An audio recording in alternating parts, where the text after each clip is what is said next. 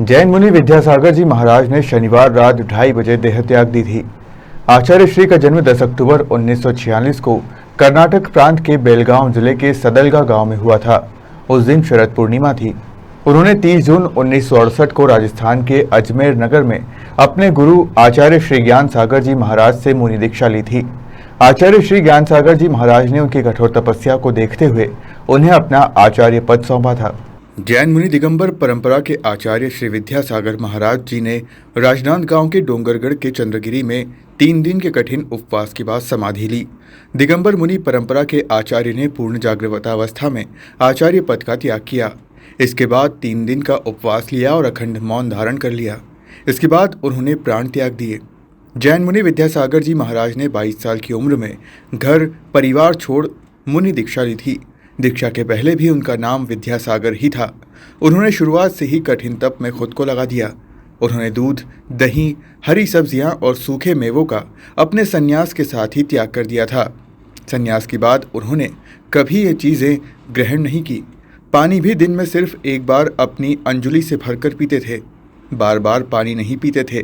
वे फलों के रस का सेवन करते थे। उन्होंने पैदल ही पूरे देश में भ्रमण किया। जन्म 10 अक्टूबर 1946 को विद्याधर के रूप में कर्नाटक के बेलगांव जिले के सदलगा में शरद पूर्णिमा के दिन हुआ था। उनके पिता श्री मल्लप्पा थे, जो बाद में मुनि मल्लीसागर बने। उनकी माता श्रीमंती थी, जो बाद में आरिका समयमती बनी। विद्यासागर जी को 30 जून 1968 में अजमेर में 22 वर्ष की आयु में आचार्य ज्ञान सागर ने दीक्षा दी, जो आचार्य शांति सागर के शिष्य थे। 22 नवंबर 1972 में ज्ञान सागर जी ने उन्हें आचार्य पद दिया था। आचार्य विद्यासागर जी संस्कृत, प्राकृत सहित विभिन्न आधुनिक भाषाओं हिंदी, मराठी और कन्नड़ में विशेषज्ञ स्तर का ज्ञान रखते थे। उन्होंने हिंदी और संस्कृत में कई रचनाएं की है।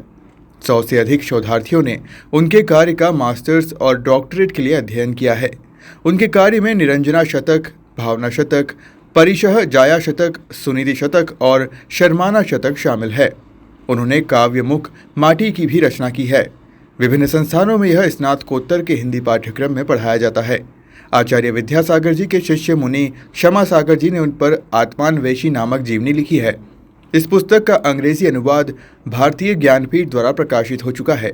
मुनि प्रणम्य सागर जी ने उनके जीवन पर अनासक्त महायोगी नामक काव्य की रचना की है।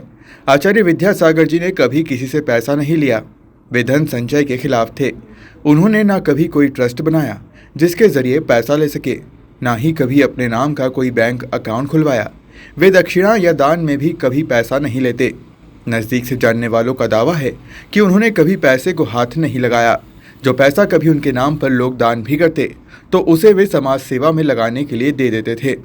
संत विद्यासागर जी के ऐसे नियम जिनका इन्होंने जीवन भर पालन किया था, जैसे आजीवन चीनी का त्याग, आजीवन नमक का त्याग, आजीवन चटाई का त्याग, आजीवन हरी सब्जी का त्याग, फल का त्याग, अंग्रेजी औषधि का त्याग, सीमित ग्रास भोजन, सीमित अंजुलि जल और 24 घंटे में एक बार 365 दिन तक।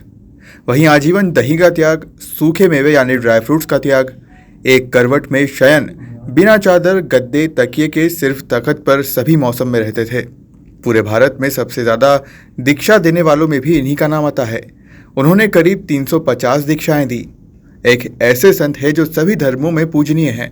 आजीवन तेल का त्याग किया, सभी प्रकार के भौतिक साधनों का त्याग, थूकने का त्याग। पूरे भारत में एक ऐसे आचार्य हैं जिनका लगभग पूरा परिवार ही संयम के साथ मोक्ष मार्ग पर चल रहा है। वहीं शहर से दूर खुले मैदानों में, नदी के किनारों पर या पहाड़ों पर अपनी साधना किया करते थे। अनियत विहारी यानी बिना बताए विहार करने वाले थे।